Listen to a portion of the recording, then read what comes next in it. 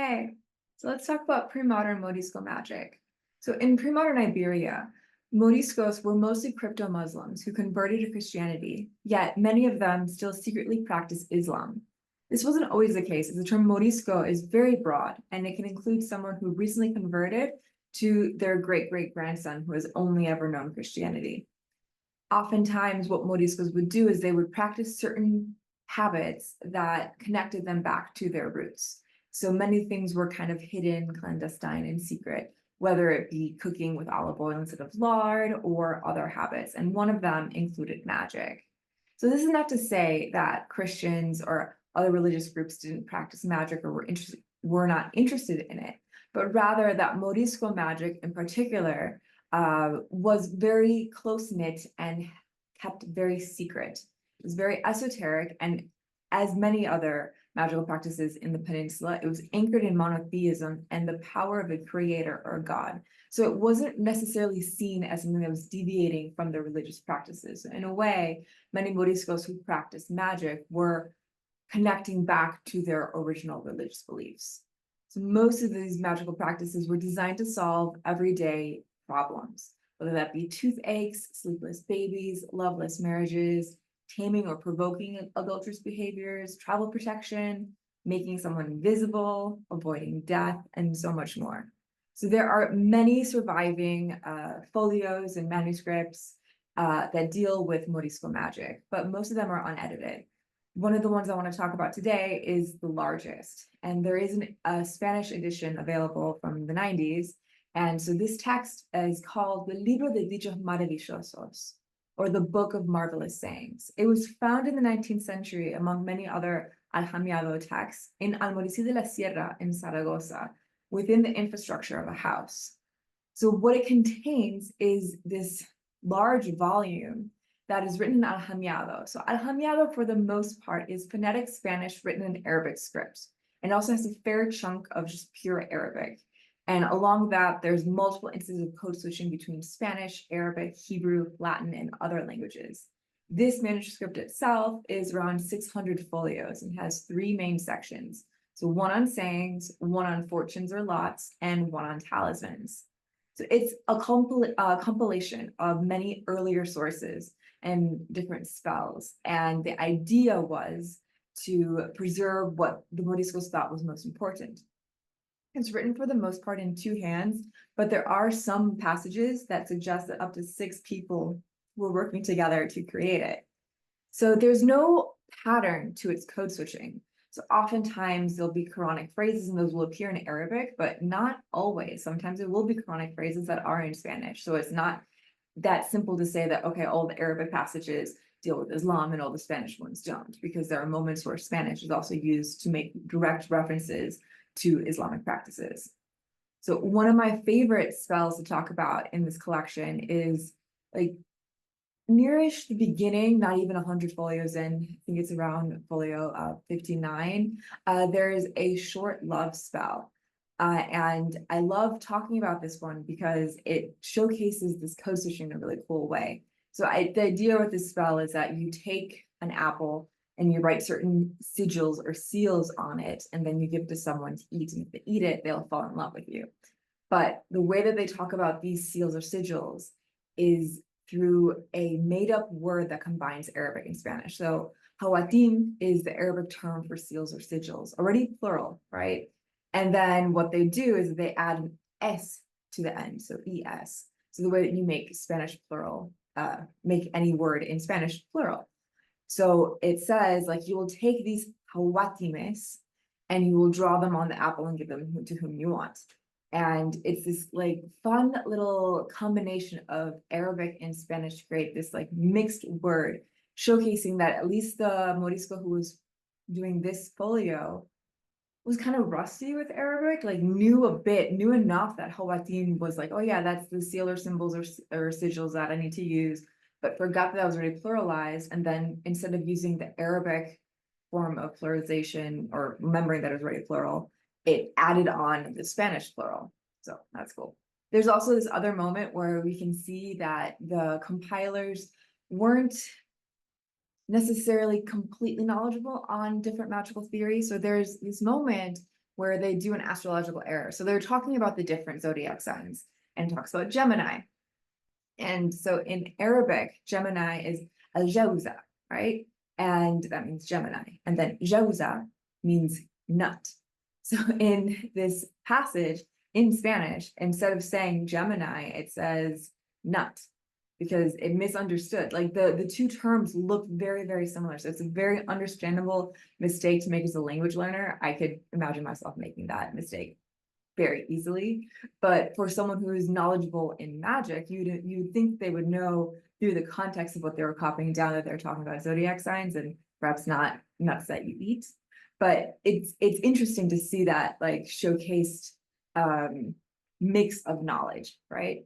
So a lot of the sources for what's inside this manual of magic for the Moriscos come from earlier texts, many of which circulated through Iberia. So for example, a prominent source, of course, is Masala ibn Kazim al-Qurdubi's Gayat al-Hakim, or the Aim of the Wise, which was later known in its Latin translation, the Picatrix.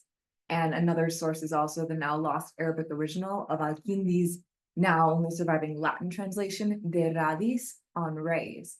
But unlike both of these beautiful and theoretical complex works, the Morisco version is much more simplified. It had a different audience, so it wasn't as much focused on the theory and the concepts and understanding the universe as it was in giving practical skills to solve everyday problems, because its audience was different. It was for rural users. And in a way, it's this simplification that more easily bridges the divide between us and them, because these Moriscos were just trying to fix common day problems. And who doesn't wish there was a quick fix for when you have a glaring headache one day? So how can this connect to tarot? So thinking about this manual altogether, we have this idea of moon card. So the moon is all about things that are hidden and evolution, going through the crustacean up to the wolf, to the dog, going on and continuing this like mix of what is obvious and what is hidden. So this manuscript itself was found hidden within like the infrastructure. It was inside a safe space, but not immediately visible to avoid it being caught by the Inquisition, presumably, right? And there's also this idea of like growth. And because this type of manual, unlike the Gayet Hakim or earlier magical sources, did not have a lot of theory. So it's evolving. It's the dog. It's not as complex and independent and mysterious as the wolf, perhaps. So kind of just going on in that notion.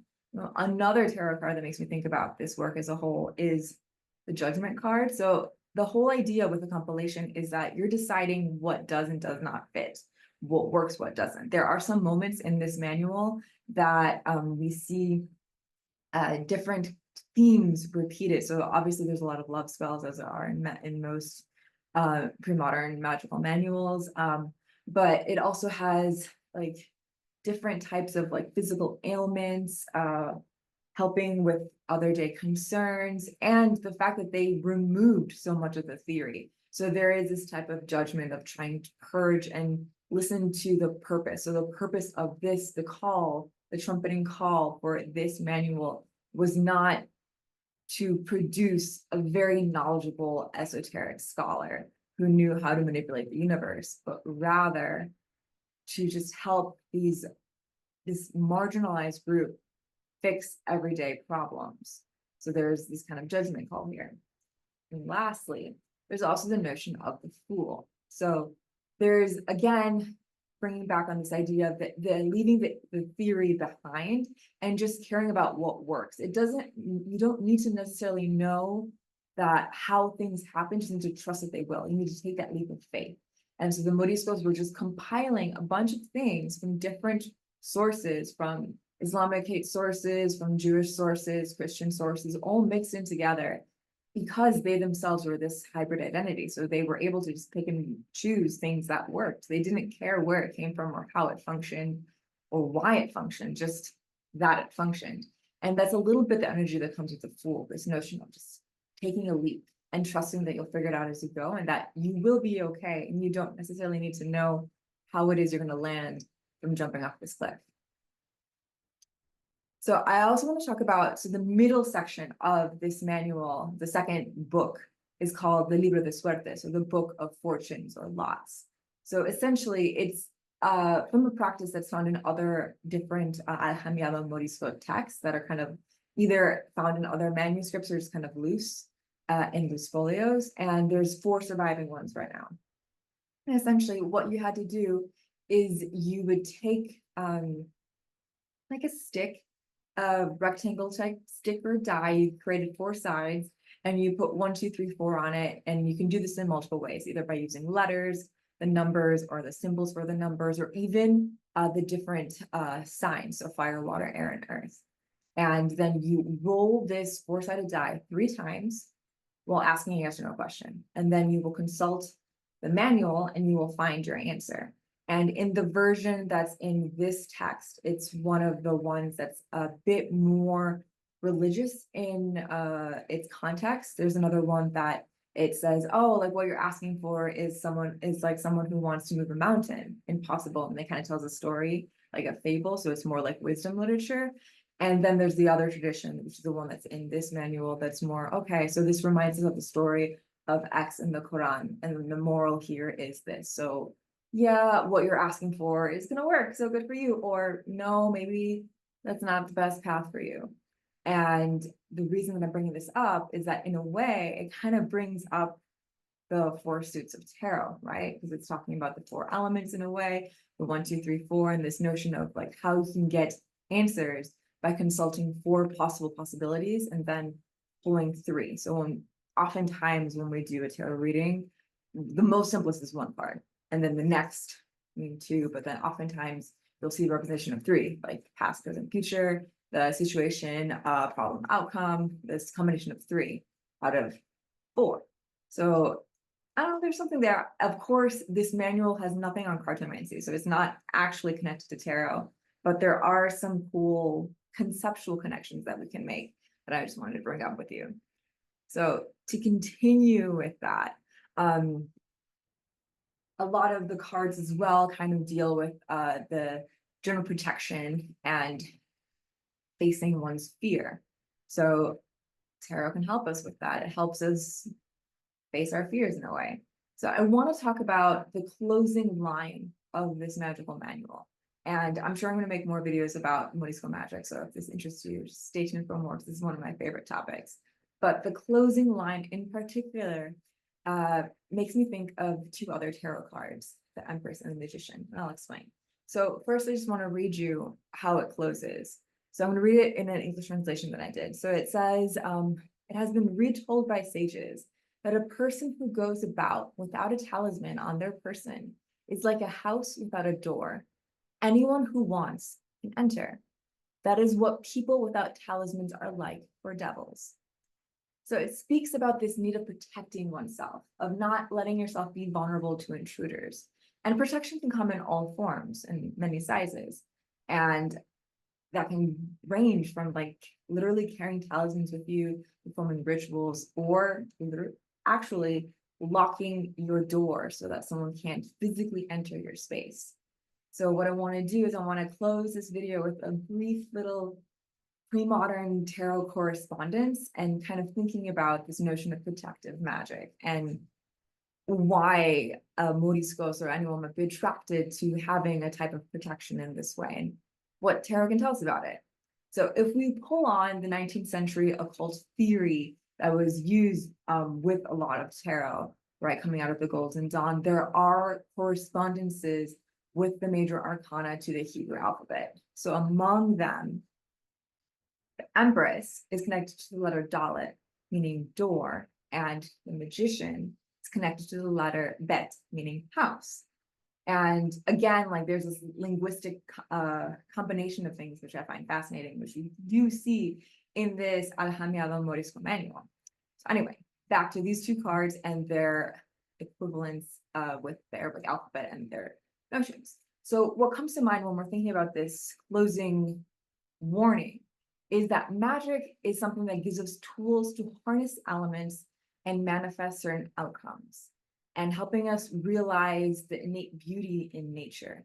So therefore, just as this premodern spell kind of reminds us that houses and doors are metaphors for reinforcing the power of and the need for engaging in magic, so too can the magician and the empress remind us of the beauty of the material world alongside the role we play in creating our own reality.